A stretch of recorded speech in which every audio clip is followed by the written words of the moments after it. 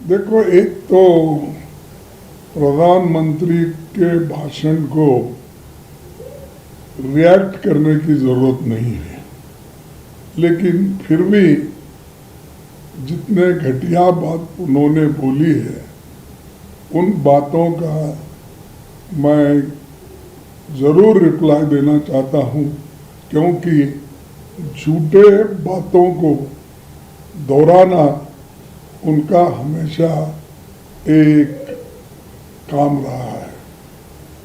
मैं आपसे कहना चाहता हूँ कि पार्लियामेंट के उनके 97 मिनट्स के भाषण में वो कोई ऐसा बात नहीं कही, और हम लोगों ने जो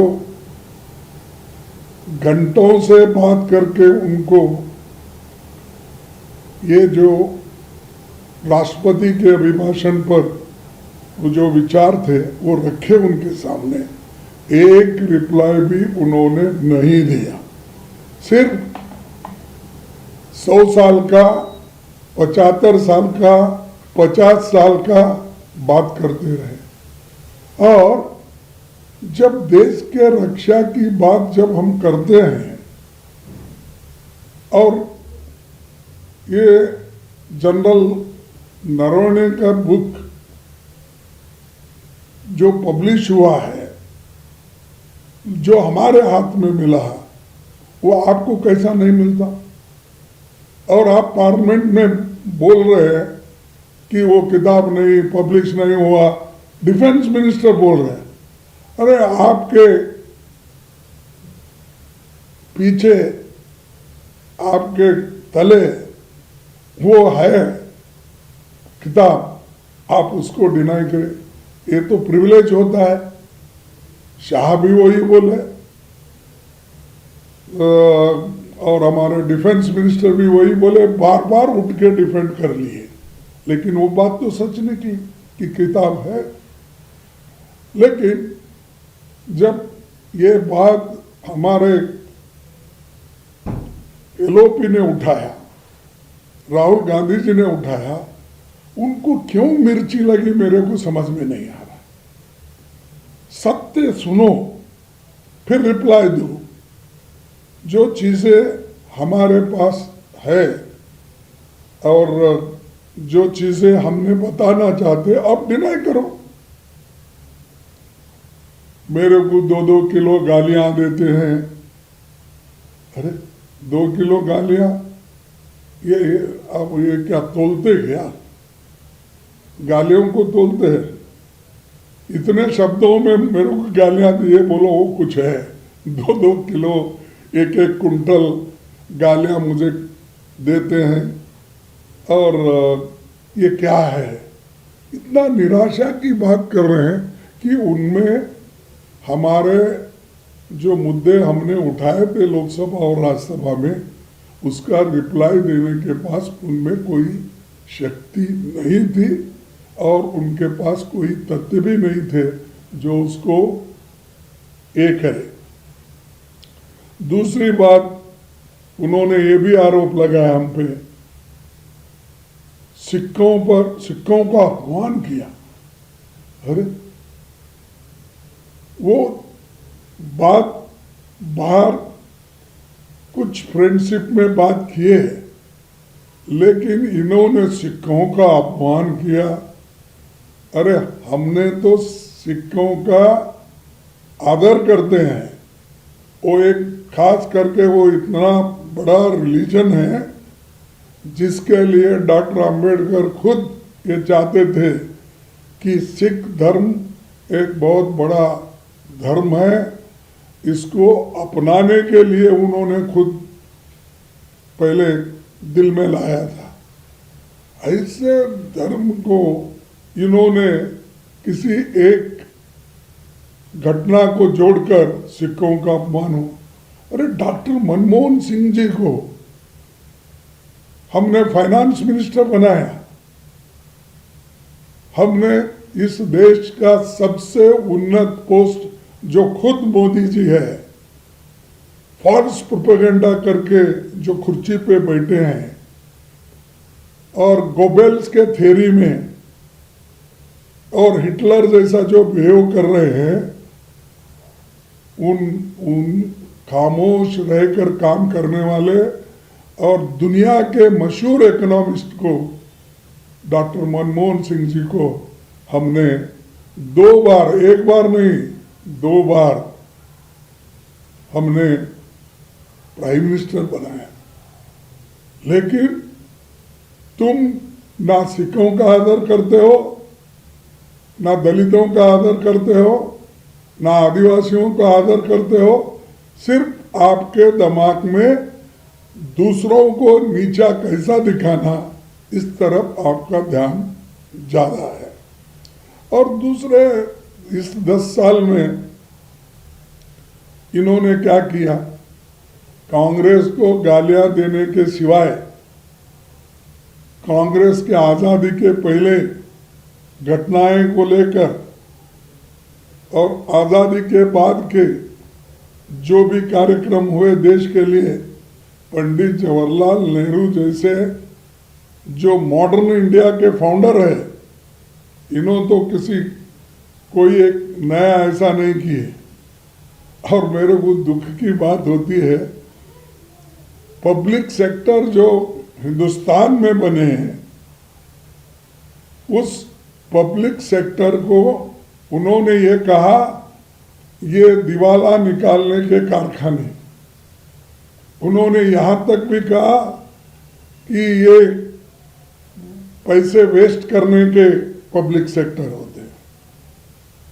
अरे HMT, HAL, BEL, जब देश में टेलीफोन नहीं था, जब देश में एक घड़ी नहीं बनती थी, ये खाने के लिए बनाए थे। तो ये सब इनके विचार ही घटिया है। और इसका मतलब ये है कि पब्लिक सेक्टर की हिफाजत करने के बजाय उन्होंने पब्लिक सेक्टर को खत्म करने की बात की। तो इसीलिए मैं ये चाहता हूँ कि ये जो हमारे प्राइम मिनिस्टर है, इनके पास कोई आइडियोलॉजी नहीं है और देश के लिए कोई मार्गदर्शन करने का विचार भी नहीं। और ये भी बोल रहे थे मेरी कब्र खोदेंगे।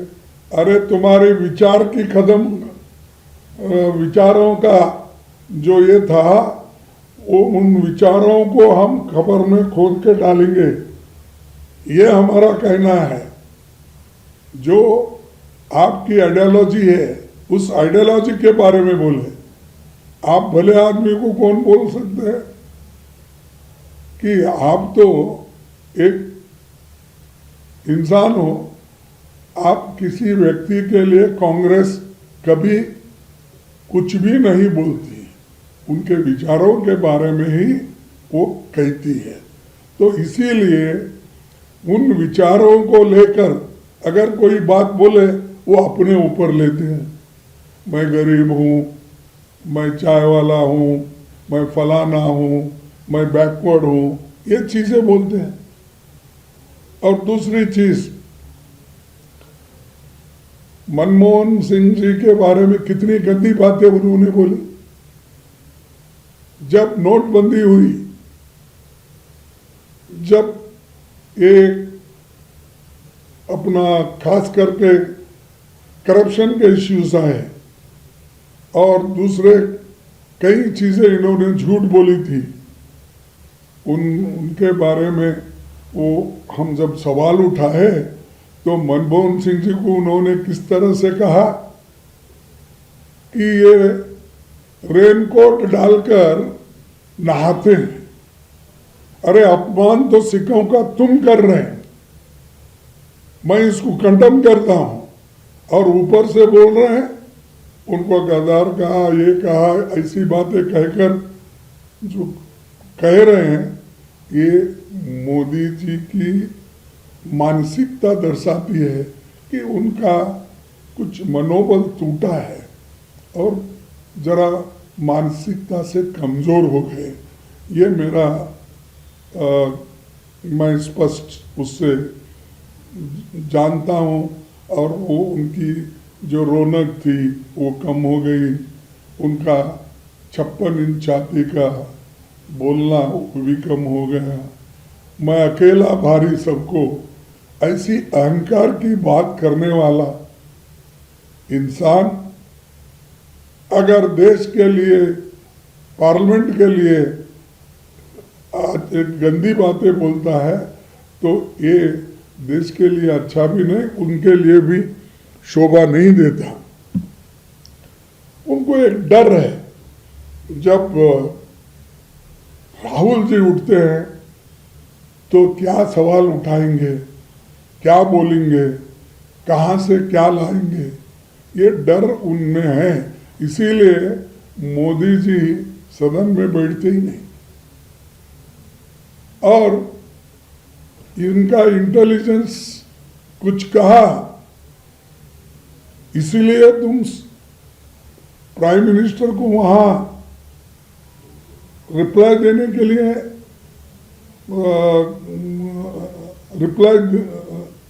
के लिए मना करते हो। अगर आपकी इंटेलिजेंस इतनी अच्छी है तो पुलवामा गिलवामा जो हो रहे थे उस वक्त क्या कर रहे थे? हर जगह लिंचिंग हो रहे हैं, तुम्हारा इंटेलिजेंस क्या होत करते हैं? दलितों पे अत्याचार हो रहे हैं, माइनॉरिटीज पे अत्याचार हो रहे हैं, चर्च बर्बाद हो रहे हैं, कहाँ है तुम्हारी इंटेलिजेंस? देश में इंटरनल सिक्योरिटी को मजबूत करने के बजाय तुम्हारी इंटेलिजेंस वहां काम नहीं आती। यहाँ मोदी के भाषण के लिए आप ये कहते हैं कि इंटेलिजेंस के रिपोर्ट थे इसीलिए मैंने भगा दिया उनको। तो ये जो है उनकी जो मंशा है, तो मानसिकता से एक तो मेंटली सफर हो गए, उनकी जरूरत है ट्रीटमेंट की। और जो पूर्व सेना अध्यक्ष का किताब अगर है, पेश भी अगर करे तो रिप्लाई दो ना, डिनाई करो हमने ऐसा नहीं किया, बात खत्म। 4-4 दिन 5-5 दिन पार्लियामेंट न चलाना ये फेल्यूर ऑफ डेमोक्रेसी है। और ये सरकार नहीं चाहती कि डेमोक्रेटिक पदों पे डेमोक्रेटिक तरीके से सदन चलाना। असल बात यह है कि मोदी जी कुछ दिनों से डिस्टर्ब्ड है। सुना है कि एपिस्टाइन जो फाइल है उनका, और कुछ उसमें क्या है मुझे मालूम नहीं, वो जब बाहर आ गया, मैं भी पेपरों में पढ़ा, तो उसका मेरे को डिटेल मालूम नहीं है, लेकिन वो बाहर आने के बाद ट्रंप ने उनको पकड़ लिया। ट्रंप ने पकड़ते ही उन्होंने घुटने टेक लिए, घुटने टेक कर ट्रेड डील कर दिया। बलि किनको दिया? किसानों को दिया, दूसरे किसी को नहीं। इस देश का अन्नदाता, सबको अन्न देने वाला, उस किसान के, उन किसानों को उन्होंने बलि दिया। और यहाँ पर उनके जो वहाँ के एग्रीकल्चरिस्ट हैं उनको यहाँ आने के लिए उन्होंने न्योता दिया, और हमारे लोगों को गरीब बना रहा, और वहाँ रूरल अमेरिका के जो एग्रीकल्चरिस्ट है उनको अमीर बना रहा। और वो खुद कहती है, उनके जो फॉरेन सेक्रेटरी है यानी फाइनेंस मिनिस्टर, वहाँ के एग्रीकल्चर मिनिस्टर, उन्होंने बहुत खुश है। उन्होंने बोला कि हमारे पास खूब पैसा आएगा, रूरल अमेरिका की इकोनॉमी डेवलप हो जाएगी। ये मंशा उनका है। दूसरी चीज मैं आपको खास बताऊं, इन्होंने दलितों के बारे में बहुत बात करते हैं। मैं 2014 में जब लीडर ऑफ अपोजिशन बना था कांग्रेस का तरफ से, यानी फ्लोर लीडर, मेरी की थोड़ी चीज़ें कम थी, लेकिन आपका डिस्क्रिशन था गवर्नमेंट का कि इनको बना सकते हैं। और स्पीकर ने भी लिखा, लेकिन इन्होंने फ्लोर लीडर को अपोजिशन लीडर में बदलने का नहीं किया। ये दलितों का अपमान तुम करते हो, और बात इन्होंने एसटी का अपमान किया, एससी का वो स्पीकर के जगह पे बैठा उसका अपमान। अरे तो असल अपमान आपने किया जो लीडर गरीबों के लिए लड़ता है हाउस में, उसके हकूक को छीनने का काम मोदी ने किया। इसलिए मैं बोलता हूँ मोदी जी, आपके जो आंसू है ना, वो ये क्रोकोडाइल वो घड़ियाली आंसू मत ये करो। इसीलिए मैं मोदी जी के इस भाषण को खंडन करता हूँ, और ये उनका असमतोल जो ये है वो उसको कभी मानता नहीं।